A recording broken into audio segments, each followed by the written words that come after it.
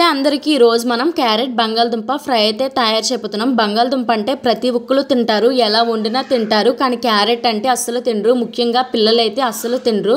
నేను చూపించిన విధంగా ఒక్కసారి బంగాళదుంప క్యారెట్ కలిపి వండండి, టేస్ట్ అయితే సూపర్ గా ఉంటుంది। చిన్న పిల్లలు కూడా చాలా ఇష్టంగా తింటారు। రైస్ చపాతీలోకి అయితే టేస్ట్ సూపర్ గా ఉంటుంది। ఆయిల్ వేడెక్కిన తర్వాత వెల్లుల్లిపాయలు వేసి బాగా ఫ్రై చేయండి। ఇప్పుడు ఇందులో ధనియాలు, జీలకర్ర, ఎండుమిర్చి వేసి బాగా ఫ్రై చేయండి। పచ్చనపప్పు, మినపప్పు, ఆవాలు కూడా వేసుకొని బాగా ఫ్రై చేయండి। మీకు ఇష్టమైన పోపులన్నీ వేసుకోండి, ఇదని లేదు।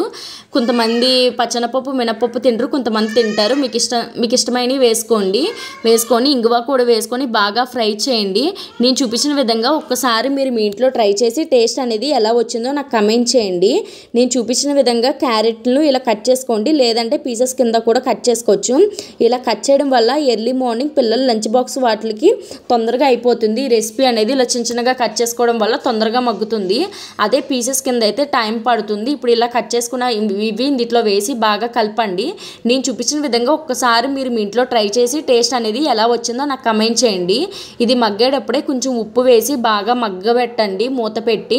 ఇది మగ్గడానికి ఒక పావు గంట అనేది పడుతుంది, మధ్య మధ్యలో కలుపుకుంటూ మగ్గబెట్టుకోండి।